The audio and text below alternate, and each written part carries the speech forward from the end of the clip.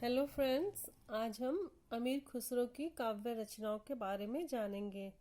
वे इतिहासकार, शायर, गायक, संगीतकार और साहित्यकार भी थे। अमीर खुसरो का जन्म सन 1253 ईस्वी में एटा, उत्तर प्रदेश के पटियाली नामक कस्बे में हुआ था। उनका पूरा नाम अबुल हसन यमीनुद्दीन मोहम्मद था। उनके पिता का नाम अमीर मोहम्मद सैफुद्दीन और माता का नाम दौलत नाज था। लाचन जाति के तुर्क चंगेज खान के आक्रमणों से पीड़ित होकर बलबन के शासनकाल में शरणार्थी के रूप में भारत में आ बसे थे। खुसरो की माता बलबन के युद्ध मंत्री इमादुल मुल्क की लड़की और एक भारतीय मुसलमान महिला थी। 7 वर्ष की आयु में खुसरो के पिता का देहांत हो गया, किंतु उसकी शिक्षा दीक्षा में किसी तरह की बाधा नहीं आई। अपने समय के दर्शन और विज्ञान में उन्होंने विद्वता हासिल की, पर बचपन से ही उनकी प्रतिभा काव्योन्मुख थी। किशोरावस्था से ही कविता लिखना शुरू किया और 12 वर्ष का होते होते वे कवि के रूप में प्रसिद्ध हो गए। खुसरो को यह प्रतीत हो गया था कि रागात्मक और भावात्मक एकता से राष्ट्र की नींव सुदृढ़ हो सकती है और इसका वाहन हिंदवी या हिंदी ही हो सकती है, फारसी, अरबी या तुर्की नहीं। देश प्रेम खुसरो में कूट कूट कर भरा था। वे कहते हैं, अगर आप सच पूछें तो मैं हिंदुस्तान का तोता हूँ। अगर आप मिठास के साथ मुझसे बात करना चाहें तो हिंदवी में बात कीजिए। राष्ट्रभाषा हिंदी को खुसरो की एक देन है जो कभी भुलाई नहीं जा सकती।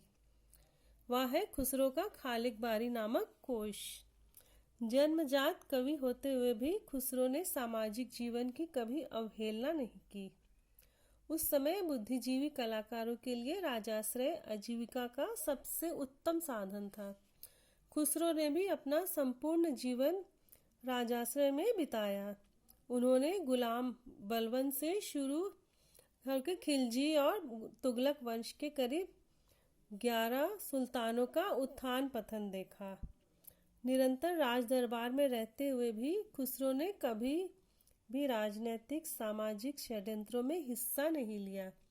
यही कारण है कि वे जिस सुल्तान के कृपा पात्र और सम्मान के पात्र रहे, उसके हत्यारे उत्तराधिकारी ने भी उन्हें वही राजाश्रय और सम्मान दिया।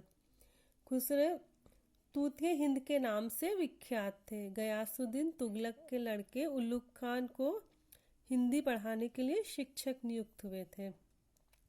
इनकी बुद्धिमत्ता, स्वभाव और शायरी के कारण हजरत निजामुद्दीन औलिया इन्हें शायरी के मुल्क का बादशाह कहा करते थे और कहते थे कि अगर खुदा सवाल पूछे कि निजामुद्दीन तुम दुनिया में क्या लाए हो, तो वे जवाब देंगे, मैं खुसरो को लाया हूँ। खुसरो ने प्राचीन भारतीय वीणा और ईरानी तंबूरे के मेल से सितार का आविष्कार भी किया और पुराने मृदंग का रूप परिवर्तन कर उसे तबले का रूप दिया। खड़ी बोली के प्रथम कवि खुसरो माने गए हैं। उनकी बहुत सारी पहेलियां प्रसिद्ध हैं। खुसरो फारसी भाषा के कवि थे। इस भाषा पर उनका अधिकार अप्रतिम था। उनकी गणना फिरदौसी, शेख सादिक और निजामी फारस के महाकवियों के साथ होती थी। खुसरो के काव्य को 4 भागों में विभक्त किया जा सकता है। पहला है ऐतिहासिक मसनवी, जिसमें किरानू ससादैन, मिफ्तोर फतेह, देवल रानी, खिलजी खान, नूह सिपहसर, तुगलकनामा, जो कि उनकी अंतिम रचना है। दूसरा है रोमांटिक मसनव, जिसमें है मतलउल अनवर, शिरीन खुसरो, आईने सिकंदरी, मजनू लैला, हश्त विहश्त। तीसरी दीवान रचनाएं तुस सिगहर, वास्तुल हयात। चौथा है गद्य रचनाएं एजाज़े खुसरवी, खजाइनुल फुतूह और मिस्रित। जिसमें वेदुल अजाइब, मसनवी शहर असूर, चिश्तान खालिक बारी जो कि उनका महान कोश है। खुसरो का देहांत सन 1335 ईस्वी में हुआ। दोस्तों, यदि आप मेरी हिंदी की कविताएं और वीडियो स्टेटस, व्हाट्सएप स्टेटस आदि देखना चाहते हैं तो मुझे मोना छाबड़ा के नाम से सब्सक्राइब और लाइक कीजिए। धन्यवाद।